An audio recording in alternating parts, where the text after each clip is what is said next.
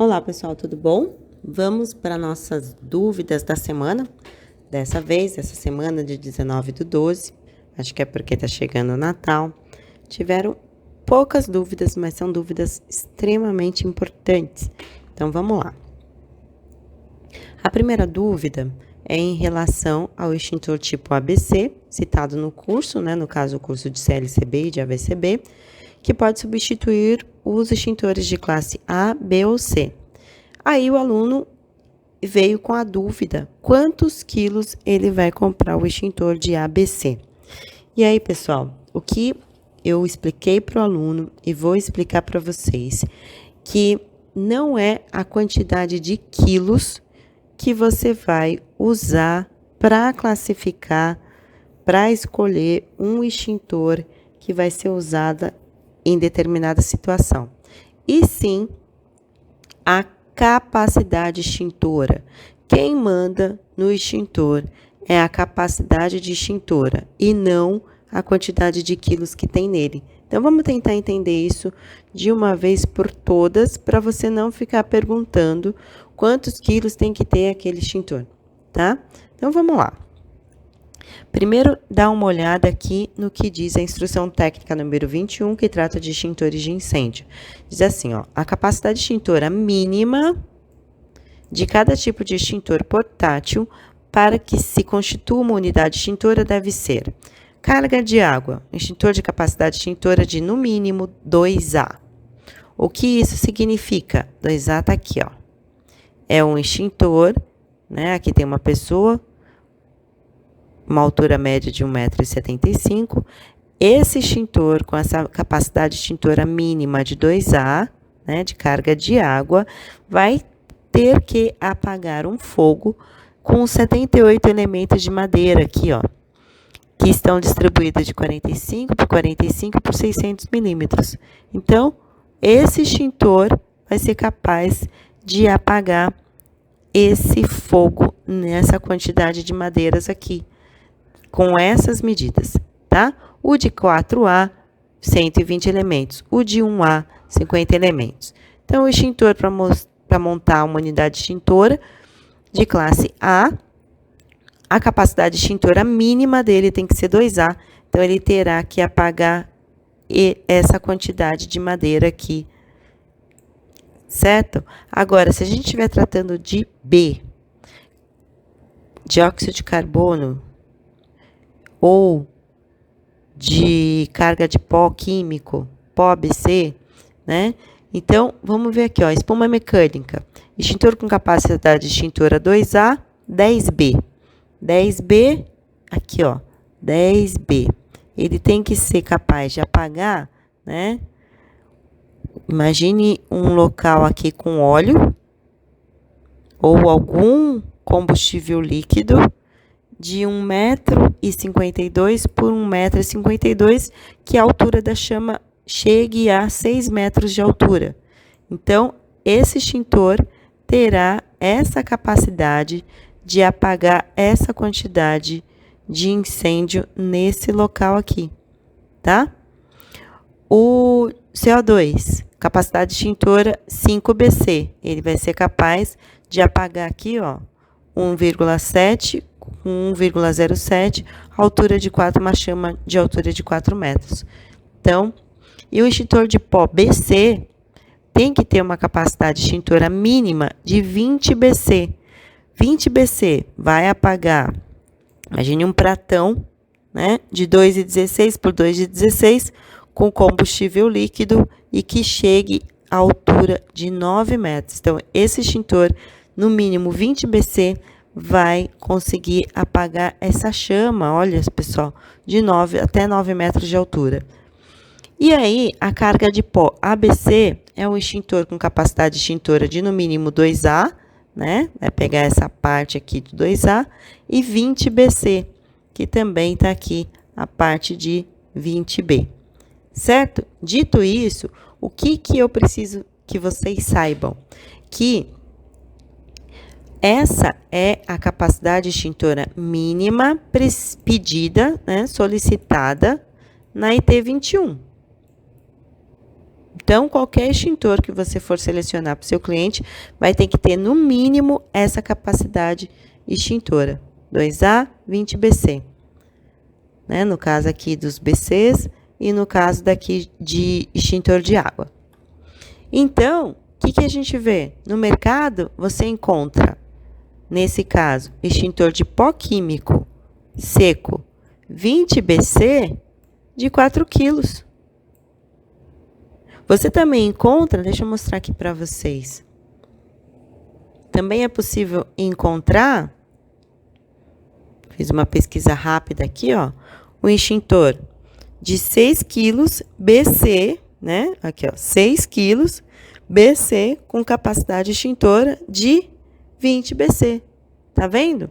Então, não é a quantidade de quilos do cilindro, e sim a capacidade extintora mínima que a gente tem que cumprir lá dentro do nosso projeto. Tá certo? Então, às vezes você pensa, tem um extintor pequenininho, mas a capacidade extintora dele, né, um extintor pequenininho de pó químico de 4 quilos, tem a mesma capacidade extintora de um de 6 quilos. Então, às vezes, você vai e compra um extintor de 8 quilos, BC. Vai ver, a capacidade extintora é 40 BC. E não precisava ser aquele extintor caro e grande, porque um de 4 quilos, um de 6 quilos já ia suprir as suas necessidades. Tá bom? Então, a quantidade de quilo não é o que precisa ser analisado na hora de você escolher o extintor, e sim a sua capacidade extintora, pelo menos a mínima, tá certo, pessoal? Próxima dúvida. Quando a empresa tem área de cozinha para fazer café, etc., com botijão normal, né, o aluno chamou aqui o normal de P13, precisa de ART também? Esse botijão está correto? Pessoal, o bombeiro pede para que você, quando tiver uma área ali, um restaurante, uma lanchonete, um lugar que é um refeitório, onde se prepara a comida, para você ter um P45, né? Você tem um P45 ou 2 ou mais, mas no mínimo o P45, que aí você vai usar. Tem toda a ligação industrial, teste de estanqueidade, tudo que é feito para esse tipo de botijão. Agora, se você tem um escritório, né, um escritório de arquitetura, uma farmácia, e ali tem um fogão e usa o P13 só para esquentar café, esquentar uma ou outra coisa, ele costuma não ligar, tá? E deixar você usar aquele P13 apenas para essa finalidade. Mas mesmo assim, eu oriento os meus clientes, né? Na maioria aí, a gente está falando de CLCB, Certificado de Licença do Corpo de Bombeiro, para edificações ali menores do que 1.500 metros quadrados. Eu peço para essa pessoa que usa esse botijão de gás só para esquentar água para fazer café, para ele usar outra forma, né? Então, usar alguma coisa elétrica, ou mesmo um fogãozinho elétrico, ou essas cafeteiras elétricas, né, que já fervem a água ali direto na tomada, para não ter problema com o corpo de bombeiros, no caso de você ter um P13. É permitido ter o P13 em cozinha? Não é permitido, só é permitido para uso residencial, tá bom? Então, é isso que eu falo para os meus clientes, tá? Não é correto ter um P13 para uso que não é residencial, mesmo se for só para esquentar ali uma água. Então, eu peço para ele trocar e a maioria que faz essa troca acaba até gostando, porque acaba economizando no gás ali, que infelizmente está bem caro. Tá certo? Que mais? A próxima pergunta é a seguinte: mesmo que seja um local pequeno, por exemplo, uns 10 metros de comprimento, os dois extintores devem obrigatoriamente ficar juntos, ou posso colocar um na entrada e o outro um mais afastado? Bem, esse meu aluno aqui, está perguntando sobre a posição dos extintores, né? E aí, pessoal, para responder essa questão, eu vou usar aqui o item 5.2.1.5 da IT 21, que trata de extintores de incêndio. Diz o seguinte: todos os pavimentos devem ser protegidos por, no mínimo, 2 extintores, na proporção de uma unidade para a classe A e outra para a classe BC. É permitida a instalação de 2 unidades extintoras iguais de pó ABC. E aí, eu opto por colocar junto o extintor de água, ao lado o extintor de pó BC ou de CO2, tá? Eu sempre coloco eles juntos e aí dou aquela distância que depende do risco e tal, para pôr os outros 2.